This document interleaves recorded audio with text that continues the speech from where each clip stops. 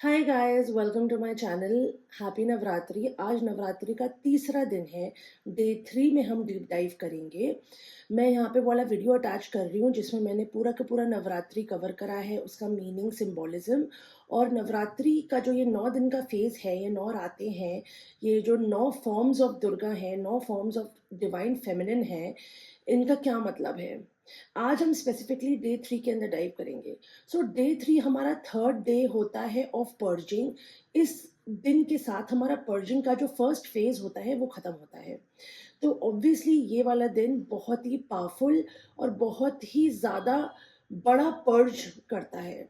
आज के दिन आपको रेस्ट करने का काफ़ी मन कर रहा होगा। आज के दिन की जो डिवाइन फेमिनिन एनर्जी है उनको हम जानते हैं बाय द नेम माँ चंद्रघंटा।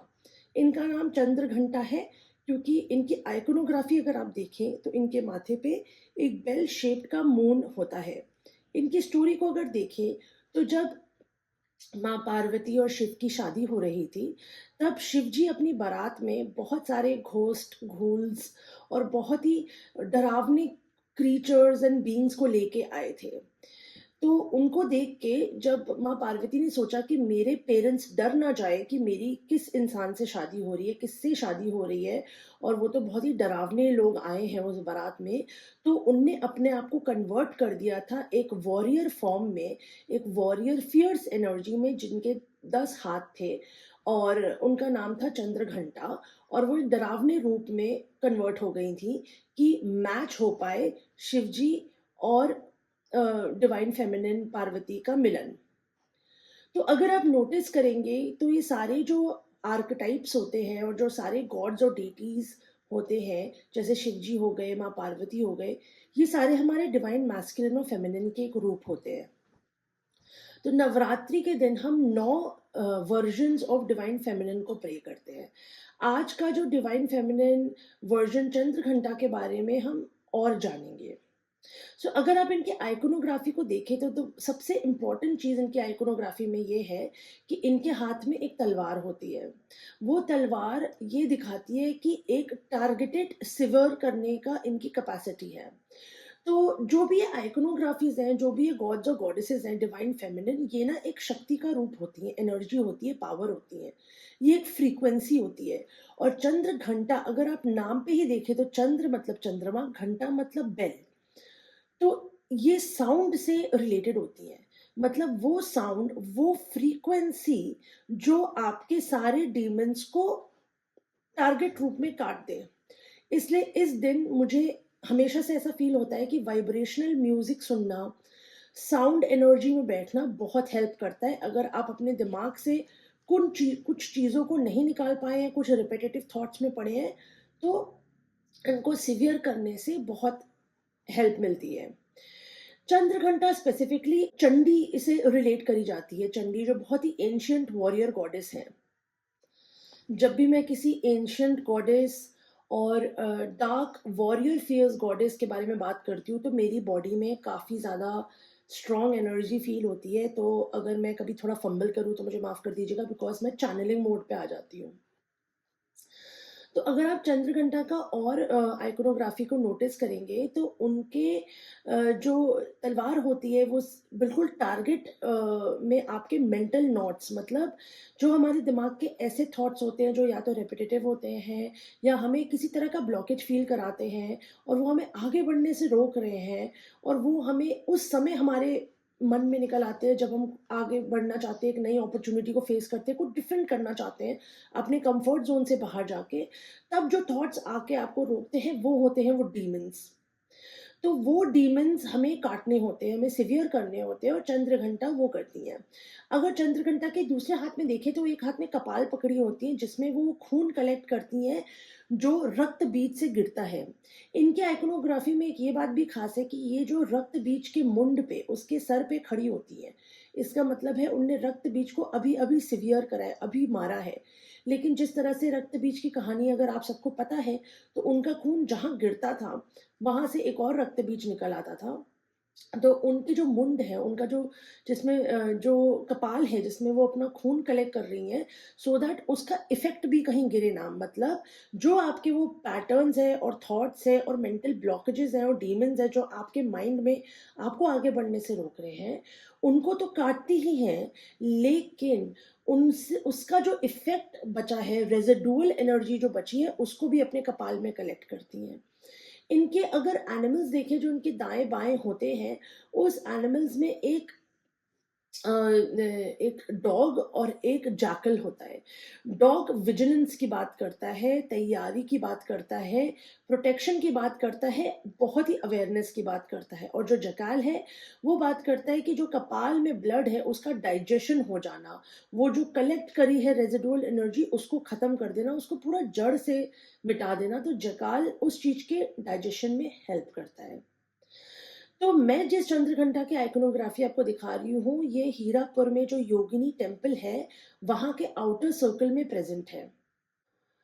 बिकॉज़ ये बहुत fears form of divine feminine है। जो डॉग और जैकल है, वो एक तरह से प्रोटेक्शन को डिफ़ाइन करते हैं। Very Bhairav energy, very much Bhairav energy को, क्योंकि उनका प्रोटेक्शन होना ज़रूरी है।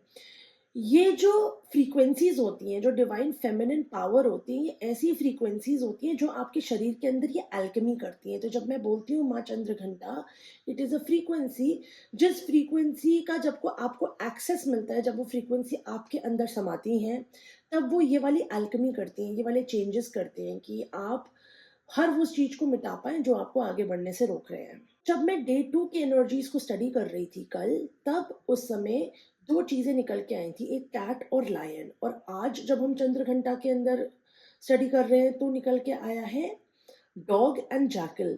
तो मुझे ऐसा लग रहा है कि ये पूरा हमारा डिवाइन मैस्कुलिन और फेमिनिन का जो इंटीग्रेशन के जो 9 दिन हैं, उसमें हम धीरे-धीरे एक डॉग और एक कैट से इवॉल्व होके एक लायन और जैकल तक जाएँगे, और उनके बीच का जब इंटीग्रेशन हो जाएगा, तो हमारी डार्क शैडो स्पेसेस में, वो जगहों में जहाँ तक हमारी कॉन्शसनेस अनरावल नहीं कर पाती है, जो कुछ ट्रिगरिंग मोमेंट से बाहर निकलते हैं, उनके बीच का भी इंटीग्रेशन कर पाएगा। तो दैट मीन्स हमारी पावर का इंटीग्रेशन कर पाएगा।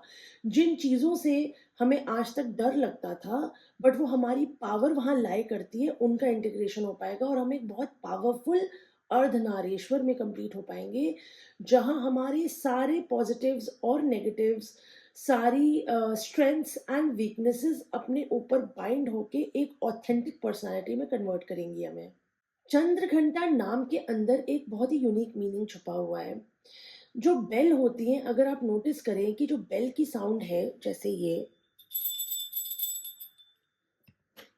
सो बेल की साउंड को काफ़ी प्रोटेक्टिव माना जाता है कि ये जो साउंड है बहुत ही हाई फ्रीक्वेंसी की होती है।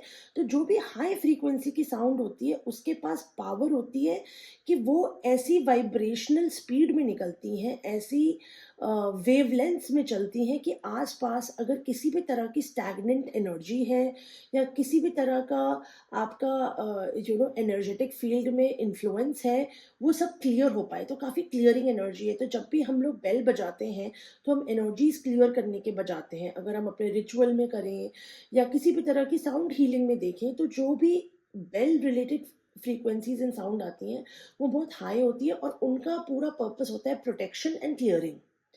तो वही चीज़ चंद्रघंटा का एक्चुअली रोल होता है कि साउंड के through warrior level high frequency लाना, कि सारी चीज़ों को शांत कर देना, सब चीज़ों को रिमूव कर देना, सब चीज़ों को जड़ से ख़त्म कर देना। और मून, जो यहाँ चंद्र का जो नाम आया है, मून का मतलब है वेरी सौम्य, वेरी पीसफुल। तो कोई चीज़ को इस तरह से ख़त्म करना, कहीं पे अपनी फियर्स एनर्जी को यूज़ करना कि आप पीसफुल स्टेट में पहुँच पाएँ। सो ये है पूरा का पूरा सिंबॉलिक एंड आइकोनोग्राफी, मतलब चंद्रघंटा का। और ये दिन के नवरात्रि में हम कंप्लीटली पर्ज करते हैं और कंप्लीटली अपने आप को इस चीज़ से मुक्त करते हैं, जो भी चीज़ें हमें स्टॉप कर रही थी, सो दैट हम आगे बढ़ पाएँ। जैसे-जैसे हम आज के दिन में पर्जिंग का दिन खत्म करते हैं, अगले दिन से कल्टीवेशन का दिन, लक्ष्मी का टाइम शुरू होता है, जिसमें हम वो एनर्जीज़ कलेक्ट करते हैं जो हमें अपने फ्यूचर में चाहिए। सो आज के दिन आप कोशिश करिए कि जो भी आपके थॉट्स हैं, कोई भी आपकी पुरानी मेमोरीज़ हैं, जिनको आपने रिज़ॉल्व नहीं करा है, कुछ ट्रॉमेटिक है, कुछ हिडन है, कुछ अपने पैटर्न्स के बारे में सोचिए कि आप कुछ चीज़ें जब नई अपॉर्च्युनिटी या कुछ नया काम करने जाते हैं या अपने कंफर्ट ज़ोन से अगर आप बाहर नहीं निकल पा रहे हैं, तो वो क्या थॉट्स हैं जिनकी वज़ह से नहीं निकल पा रहे हैं।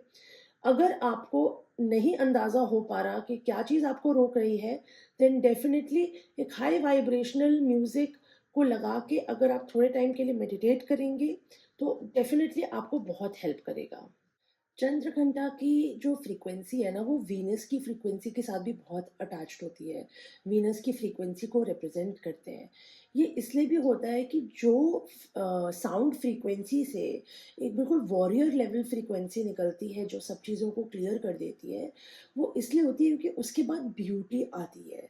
उसके बाद इसीलिए ये हमारा जो स्टेज 1 ऑफ पर्जिंग है, उसके एंड में ये चीज़ होती है क्योंकि कल से अब सजाना, कल्टिवेशन, अडॉर्नमेंट और ये सब शुरू होगा। तो ये वीनस को लाने वाली एनर्जीज़ होती हैं और वीनस की एनर्जी से काफ़ी अटैच्ड होती हैं। तो ब्यूटी सिग्निफ़ाई करती हैं।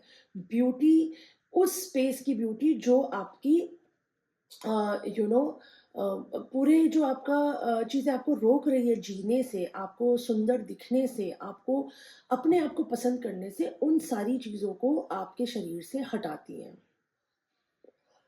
डे 3 जो नवरात्रि का दिन होता है, माँ चंद्रघंटा का होता है, वो सोलर प्लेक्सस और मणिपुरा चक्रा से हमारा कनेक्टेड होता है। आज के दिन लोग ग्रे कलर पहनते हैं। ग्रे कलर सिग्निफाई करता है बहुत ही मेलोनेस का, एक एशेस का, जो वॉर में सब कुछ खत्म होने के बाद जो ऐश बचती है उसका। और चंद्रघंटा को के कलर मून से भी वो मैच करता है। ये जो सोलर प्लेक्सेस और करेज की एनर्जी से जुड़ी होती हैं, वो इसलिए होती हैं क्योंकि वो बताती हैं कि आपकी ब्रेवरी और आपकी रेडीनेस, आप कितना तैयार हैं हर उस चीज़ को अपने मन से हटाने के लिए और काटने के लिए जो आपको आगे बढ़ने से रोक रहे हैं। तो ये ना वीनस की एनर्जी, मणिपूर्णा, करेज और वॉर, ये इतनी डिफरेंट चीज़ें दिख रही हैं, बट ये सारी की सारी आती हैं चंद्रघंटा में। आप यही सोचिए कि वॉरियर गॉडेस जो Chandi, ancient warrior energy attached है, लेकिन moon very soft and very peaceful से जुड़ी हुई है, क्योंकि ये ना थ्रेश होल्ड की एनर्जी है।